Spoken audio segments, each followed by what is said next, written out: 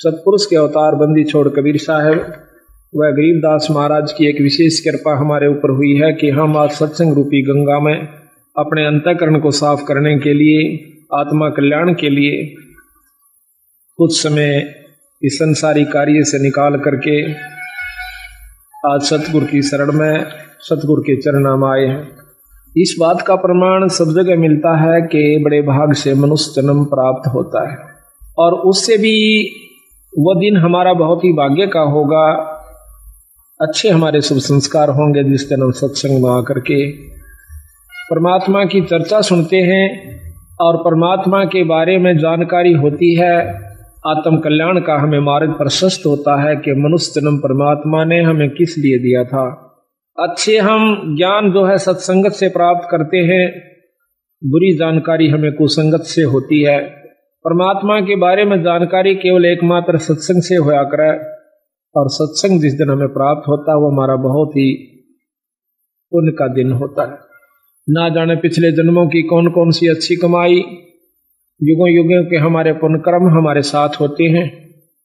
तब हम सत्संग की तरफ सोचते हैं और सोचने के बाद वो दिन प्राप्त होना, वो समय प्राप्त होना, वो घड़ी जिस दिन हम सत्संग में आते हैं या बड़े भाग से प्राप्त होती है। बंदी छोड़ भगवान गरीबदास जी व सतगुरु कबीर साहब तथा वो पूर्ण ब्रह्म परमात्मा आज हमें देख रहा है कि ये बच्चे उस परम पिता परमात्मा के आज उनके दरबार में आए हैं। उनको इतना भी ज्ञान है कि कौन भक्त आए हैं और कौन नहीं आए हैं, किन कारणों से नहीं आ पाए। तो ये कुछ समय होता है, कुछ ईश्वर की तरफ से परीक्षा होती है, परमात्मा की तरफ से, कि इतनी मेहनत करने के बावजूद भी इस भक्त के अंदर, इस पुण्यात्मा के अंदर इतनी उत्सुकता उत्पन्न हुई है कि नहीं हुई है कि 100 काम छोड़ करके भी मैंने सत्संग में जाना चाहिए। इतना सत्संग सुनने के बाद इस जीव आत्मा को इतना ज्ञान अवश्य हो जाना चाहिए कि जिस प्रकार हम अपने पेट भरण के लिए, अपनी रोजी रोटी के लिए, चाहे मजबूरी समझो चाहे जरूरी समझो, हम उसको दुख या सुख पा करके अवश्य करते हैं। जिस प्रकार आज कितनी ठंड है और कल भी बहुत सर्दी थी और इस समय में ऐसे भी भक्तजन होंगे जमींदार जिन्होंने बेचारों ने रात्रि में पानी दिया होगा अपनी फसल में, नहर से या ट्यूबवेल से, जबकि हम सर्दी के अंदर अपने घर में बैठकर भी रजाई का प्रबंध किया हुआ था और कोशिश ये थी कि कोई हीटर भी लग जावे कमरे में तो गर्मी महसूस हुआ, नहीं तो सर्दी बहुत ज्यादा है। और वो बेचारे घुटनों तक पानी में, ऊपर से शीत लहर, और वो उस पानी के अंदर, उस सर्दी के अंदर ऊपर से थोड़ी थोड़ी बूंद भी आ रही थी, बारिश भी हो रही थी। ऐसे समय में वो भक्त, वो ज्ञानी जीव सत्स अपने खेत में खड़ा हुआ था। वो ज्ञानी क्यों है कि उसने इस बात का पूर्ण ज्ञान है कि अगर आज मैं पानी देने नहीं जाता हूं तो मेरे बच्चे भी भूखे मरेंगे और हम भी भूखे मर जाएंगे और हमारा बहुत नुकसान हो जाएगा। ठीक इसी प्रकार सत्संग सुन लेने के बाद हमारे अंतःकरण में यह बात अवश्य घर कर जानी चाहिए। इतना पक्का विश्वास हो जाना चाहिए कि यदि हम सत्संग में आज नहीं जाते हैं, ये कोई रोज रोज नहीं होया करते, साल भर में मुश्किल से हमें कोई ऐसा समागम जिसमें परमात्मा की वाणी को विस्तृत जानकारी दी जाती है, खोल कर सुनाया जाता है।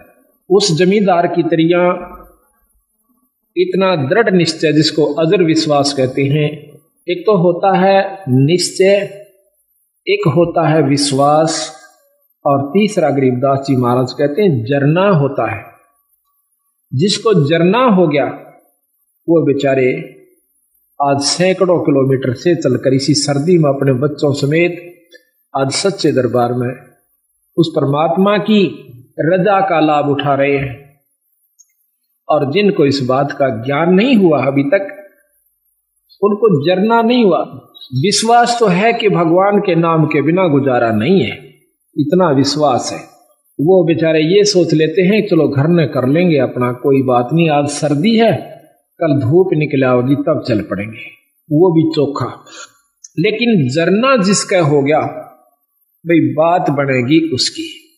कहते हैं कि जयदेव मुख से ना कही हुई तीन लोक में गाज, और जरना ऊपर होते हैं ये सकल संपूर्ण काज। जब जरना हो जाएगा, जब विश्वास हो जाएगा, तब हमारे कार्य पूर्ण रूप से सिद्ध होंगे। तो आज जो सत्संग में आए हैं इस ठंड के अंदर, ये 13 दिसंबर और ये ठंड, और उसके बावजूद भी आप सत्संग में आए हो, तो यही कहा जाएगा कि आपको जरना हुआ है ईश्वर के बारे में, परमात्मा की बात का जरना हुआ है कि इसके बिना गुजारा कतई नहीं है, और ये है भी सत्य और रहेगा भी सत्य। जिन्होंने, महाराज गरीबदास जी कहते हैं कि समझा है तो सिर धर पा, भाई बहौर नहीं है ऐसा दाव। समझा है, ये बात आपके ज्ञान में आई है, आपके चित्त में ये बात समाई है कि नाम बिना गुजारा नहीं है, सत्संग बिना जीव का कल्याण नहीं है, तो फिर काहे की इंतजार करते हो? सिर धर पांव, सिर पर पैर रखना, बहुत तेज दौड़ना, सिर पर पांव रखना, बहुत तेज दौड़ना। तो सतगुरु महाराज कहते हैं समझा है तो सिर धर पांव, और बहौर नहीं है ऐसा दाव। ना तो ये मनुष्य शरीर बार बार मिलेगा, और मनुष्य शरीर कहीं मिल भी गया किसी युग में हजारों वर्ष लाखों वर्ष लग 84 भोगने के बावजूद, और वो हो गया ऐसे स्थान पर जहां पर परमात्मा की चर्चा का होना भी मुश्किल है, तो उस मनुष्य जन्म से भी आपको कोई लाभ नहीं होगा। तो यहां सतगुरु महाराज हमें ये बताने की कोशिश करते हैं कि प्रथम तो मनुष्य जन्म नहीं मिलेगा भाई, और मनुष्य जन्म मिल भी गया तो यह बात समझ में नहीं आओगी जो आपके आ जाए। ये बड़ी मुश्किल से बात बनती है। पता नहीं कितने सत्संग सुनने से इस बात का अंतःकरण में कुछ थोड़ा सा विवेक बने से कि भगवान के नाम के बिना भाई को नहीं गुजारा, क्योंकि सभी संत प्रमाण देते हैं और बार बार हमें बताने की कोशिश करते हैं कि नाम के बिना जीव का गुजारा नहीं भाई, और नाम मिले सत्संग से, और सत्संग से हम विमुक्त तो को नहीं बात बने। तो सत्संग में आइए, और ऐसे आइए जैसे सिर धर पांव, सिर पर पांव रख के भागना, बहुत तेज दौड़ना। कबीर साहब कहते हैं कि मानुष जन्म दुर्लभ है, या देह न बारंबार, और तरवर से फल झड़ पड़ा, यू फेर ना लागे डार। एक बार एक फल या पत्ता कहिए वृक्ष से एक बार झड़ जाता है, दोबारा उस पर नहीं लगेगा। ठीक इसी प्रकार संतों ने इस मनुष्य जन्म को बताया है, एक बार आपके हाथ से छूट गया कोई फेर नहीं मिलेगा। इससे पहले पहले आप आने से बहुत कुछ लाभ उठाना है, वो आप कीजिए। तो इसकी जानकारी कहां से होती है? सत्संग से होती है। आज आपका सौभाग्य है कि आप सत्संग में आए हो। अभी आपको हम सतगुरु गरीबदास जी महाराज की वाणी का वो रहस्य आपको बताएंगे जो कि सतगुरु महाराज ने अपने सतलोक से आकर के हमें बताने की कोशिश की, लेकिन ये इतना जल्दी समझ में नहीं आता। हम किसी गांव में जाते हैं तो पहले तो हम 2 सत्संग किया करते थे, दोनों दिन 2 अखंड पाठ चलता है, लेकिन अब समय अभाव के कारण अखंड पाठ ज्यादा हो जाने की वजह से हम केवल 1 सत्संग ही कर पाते हैं। हमारी मजबूरी हुई, लेकिन साथ में खुशी हुई कि जो कि हरियाणा में परमात्मा बंदी छोड़ गरीबदास जी को कोई जाने भी नहीं था, आज उनकी अमृतमयी वाणी का अखंड पाठ गांव गांव में और घर घर में हो रहा है। लेकिन समय अभाव के कारण, अधिकता हो जाने के कारण हम पूर्ण रूप से सत्संग वहां नहीं फरमा सकते।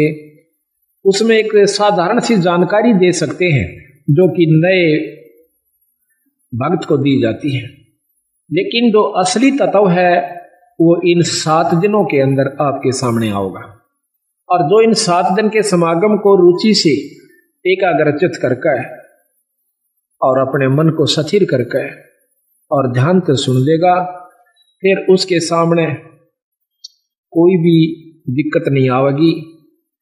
और ना ही वो इस माया के वहम में, माया के चक्कर में फिर उलझ पाओगा।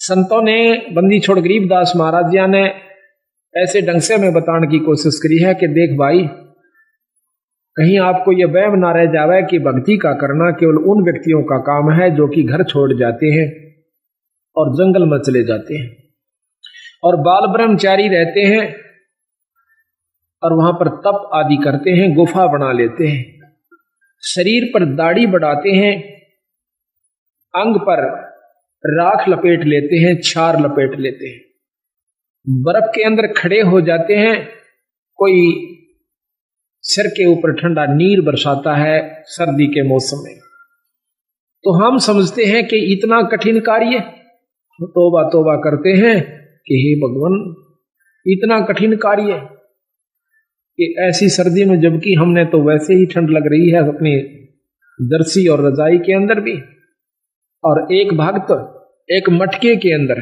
सैकड़ों छेक करवा लेता है और उसको एक तिपाई के ऊपर रख कर और उसके अंदर बहुत ठंडा जल ऊपर डलवाता रहता है मटके में, और मटके में से पानी झरक के झरने के रूप में और उस भक्त के ऊपर, उस संत के ऊपर पड़ रहा है। तो ऐसी सर्दी में जब हम उसकी इस प्रक्रिया को देखेंगे तो एकदम कलेजा हिल जाता है कि इतनी ठंड में और ये बर्फ के पानी को अपने ऊपर डाल रहा। तो उस समय ये मन तौबा कर जाता है कि भाई भक्ति मारे बस की को ना, हम नहीं कर सकते इसका। लेकिन बंदी छोड़ गरीबदास जियों ने इसको बहुत आसान किया है, इसको ऐसा मार्ग बता दिया है कि आप काम करते हुए अपने खेत में, जैसे उन्होंने उदाहरण दे के बताया, नहीं तो उस भगवान ने यहां पर आने की कोई आवश्यकता नहीं थी और ना ही उन्होंने बच्चे पैदा करने की आवश्यकता थी, क्योंकि वो पूर्ण ब्रह्म परमात्मा थी। लेकिन हमारे इस भ्रम को दूर करने के लिए कि आपके मन में क्या जमा हो चुकी, हमारे अंदर भी यही थी, हम तो एक साधारण सा अपना नाम ले लिया करते थे, आरती कर लिया करते थे जब तक हमने पूर्ण ज्ञान नहीं हुआ था, इस उद्देश्य से कि हमारे थोड़े बहुत काम सर जाएंगे, भगवान की आरती कर लें। बाकी प्राप्ति की हमें कोई उम्मीद नहीं थी, परमात्मा प्राप्ति की। जब से बंदी छोड़ गरीबदासियों का, कबीर साहिब का ज्ञान देखा, इसको समझा, और साथ में ये भी पता चला कि ये गृहस्थी थे, बाल बच्चेदार थे, इन्होंने अपने बच्चों के सारी ये क्रियाक्रम किया, विवाह भी किया और साथ में उनका पालन पोषण भी किया और फिर भक्ति करके परमात्मा प्राप्ति भी की। तो जब हमारे मन में यह कुछ उत्सुकता पैदा हुई कि जब बंदी छोड़ गरीबदास जी सारे काम को करते हुए पार हुए तो हम भी हो सकते हैं। उसके बाद हमारी रुचि बढ़ी और फिर बंदी छोड़ ने लिख रखा गरीबदास जी ने कि नाम उठत नाम बैठत नाम सोवत जागबे, भाई नाम खाते नाम पीते तो नाम से ती लागबे। एक नाम से मुक्ति होगी, ना तप से मुक्ति होती है, ना केवल पाठ करते रहने से मुक्ति होती है, और ना ही किसी तप बर्फ में खड़ा हो जाने से या 4 धुना के बीच में 5 धुनों के बीच में बैठ जाने से जीव मुक्त हो सकता है। उससे कुछ और उपलब्धि होती है। तो जब हमने मेरा पता चला, इस बात का ज्ञान हुआ कि परमात्मा के पाने का तरीका भी और है, वो साधन भी और है, जिससे हम ईश्वर प्राप्ति कर सकते हैं।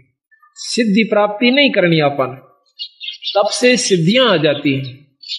और कोई मौन बैठ जाता है 6 महीने, साल भर, 2 साल, 4 साल, वर्ष, तो उसको भी सिद्धियां आ जाती हैं। उन सिद्धियों से छोटे मोटे चमत्कार हो जाते हैं। लेकिन बंदी छोड़ महाराज कहते हैं कि ये अष्ट सिद्धि, 9 निधि, ये भी हमें नहीं आवश्यकता। हमने केवल आवश्यकता है तो अपने आत्म कल्याण की और जन्म मरण से पीछा छुटवाउण की है। वो कैसे छूटे हमने इस बात, तो सतगुरु महाराज ने हमें बताया कि जिस प्रकार मैंने कार्य किया, जिस प्रकार मैं रहा, मेरी रहनी को देखो भाई। बच्चे भी हुए, उनको पाला पोसा, फिर उनकी शादी करी। आज गरीबदास महाराज के 70-80 के करीब उनका जो है ना घर है, वहां पर गांव में परिवार है। 8वीं 9वीं पीढ़ी सतगुरु महाराज की चल रही है गरीबदासियों की। वहां पर लगभग 300-400 उनके 500 के करीब महाराज की जनरेशन है, उनकी संतति हो चुकी है छुड़ाने के। तो उन्होंने हमें यह बताया कि भाई इस वहम में मत रहना कि भक्ति वही लोग किया करते हैं जिन्होंने दाढ़ी बढ़ा रखी हो, सिर पर जटा बढ़ा रखी हो, या बहुत बड़े संस्कृत के ज्ञाता हो, चारों वेदों को बहुत ही लतीफेदार ढंग से सुना रहे हो। बंदी छोड़ महाराज कहते हैं ये अलग वस्तु है, वो अलग वस्तु है। परमात्मा पाना ये अलग वस्तु है, ये साधन भी नाराज है।